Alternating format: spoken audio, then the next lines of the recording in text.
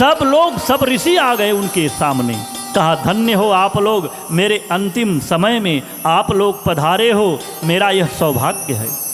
क्योंकि कहा गया तत्रोपजर्गमुपुर्भुवनम पूर्णानां महानुभावा मुनयः शिशिष्या प्रायेण तीर्थाभिगमापदेशे स्वयं हि तीर्थानि पुनन्ति संतः। जहाँ पर संत पधारते हैं और अंतिम समय में कहते हैं प्रायेण तीर्थाभिगमापदेशे, प्राण जब अंत समय में प्राण निकलने वाला होता, उस समय संत अगर आ जाते हैं और भगवान चर्चा होने लगती है तो वो जीव को मुक्ति प्राप्त होती है, ऐसा लोग कहते हैं। लेकिन वहाँ पर तो सभी ऋषि मुनि बैठे हैं और राजा परीक्षित ने प्रश्न कर दिया कि आप लोग पधारे हो तो कृपया मेरी मुक्ति का कोई उपाय बता करके जाइए। कहा मुक्ति का उपाय का क्या बताएं, किसी को समझ में नहीं आ रहा है कौन सा ऐसा इन्हें बताएं कि जिसको कर्म करने से इनकी मुक्ति हो जाए।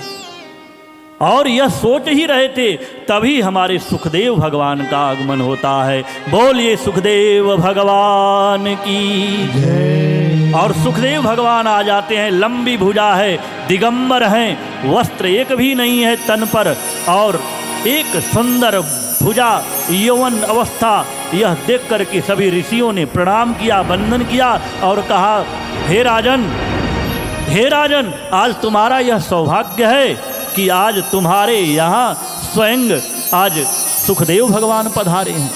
अरे अभी इनको आप इनको सिंहासन पर, अपने इस व्यासासन पर बैठाओ और अपने प्रश्नों का उत्तर प्राप्त कर लो। क्योंकि तुम्हारा जो उत्तर है, कहते हैं कि पुरुषस्य यत् कार्यम म्रियमाणस्य सर्वथा, जिस व्यक्ति के अंत समय आ गया हो उसकी सद्गति कैसे हो सकती है।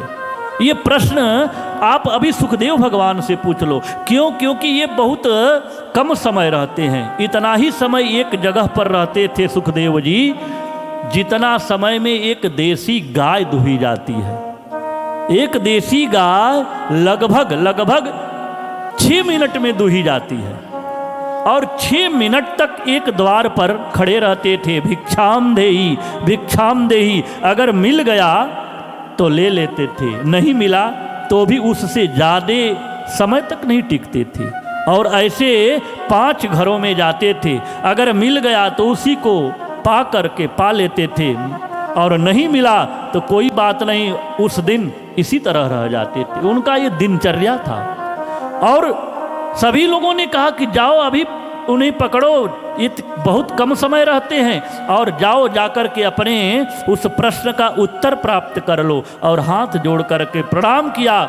राजा परीक्षित ने व्यासासन पर बैठाया और अपना प्रश्न कर दिया। कहा गुरुदेव, कहते हैं अतः पृच्छामि संसिद्धिं योगीनां परमं गुरो पुरुषस्य यत् कार्यं म्रियमाणस्य सर्वथा।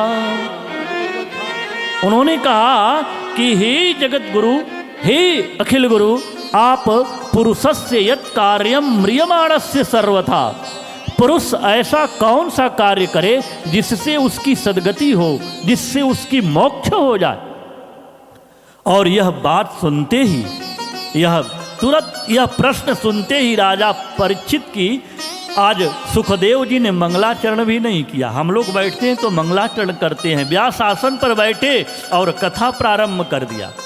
और सबसे पहले उन्होंने कहा बरीयाने सते प्रश्न कृतं लोकहितं नृप आत्मविसम्मतः पुंसां श्रोतव्यदी सुयः परः।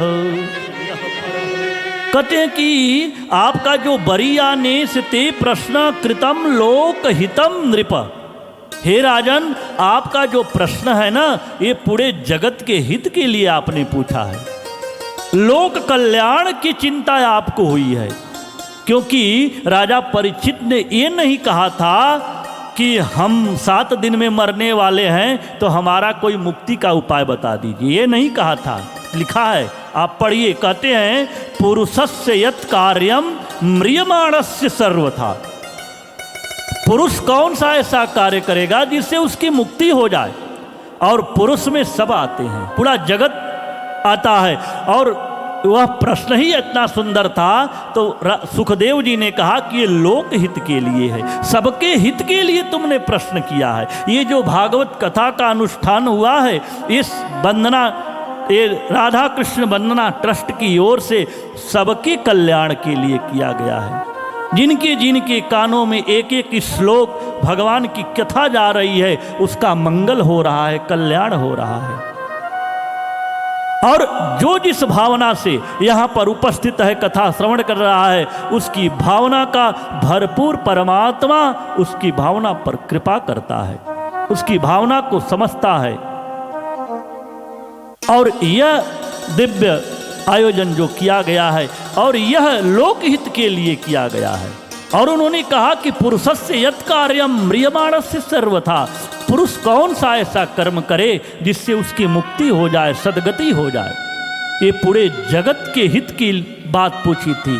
और कार्य वही अच्छा होता है जो जगत हित के लिए हो, जो समाज के सब वर्ग के हित के लिए किया जाए, वही कार्य सबसे उत्तम कहलाता है।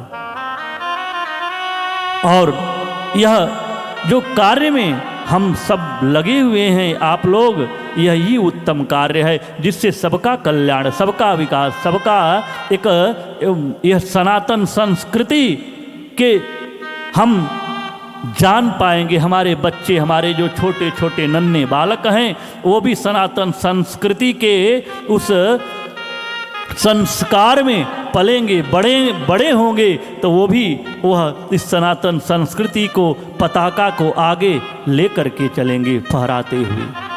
इसलिए हमें इस समाज में एक बाग लगाना चाहिए, जो राष्ट्रहित के लिए, समाज हित के लिए हो, वही कार्य करना चाहिए। एक दृष्टांत याद आ गया। एक नदी के किनारे लग गई आग, मच गई अफरा तफरी और भागम भाग। कुछ लोगों ने आग पर पानी डाला, कुछ लोगों ने आग में घिरे लोगों को निकाला। सब लोगों ने वो किया जो था जिसके पहुँच का, तो उसी जो था जिसके पहुँच का। लेकिन एक चिड़िया भी डाल रही थी पानी भरकर अपनी चोंच से। उसी डाल पर बैठने वाले कौवे ने कहा कि अरे बहन, चिड़िया से कहा, अरे बहन, तू सुई की नोक से समस्या की ताला खोल रही हो, सुई की नोक से समस्या की ताला खोल रही हो, और पत्ते के बाट से पहाड़ को तौल रही हो। तेरी चोंच में इतना पानी आएगा जिससे आग का एक शोला भी नहीं बुझ पाएगा। तो चिड़िया ने दिया जवाब एकदम लाजवाब। कहा, कौवे भाई, मैं आपकी बात को मानती हूँ और अपने चोंच में भरे पानी के क्षमता को पहचानती हूँ, पर बस मैं इतना जानती हूँ कि जिस दिन इस घटना का इतिहास लिखा जाएगा, तो मेरा नाम आग लगाने वालों में नहीं, आग बुझाने वालों में लिया जाएगा, आग बुझाने वालों में लिया जाएगा।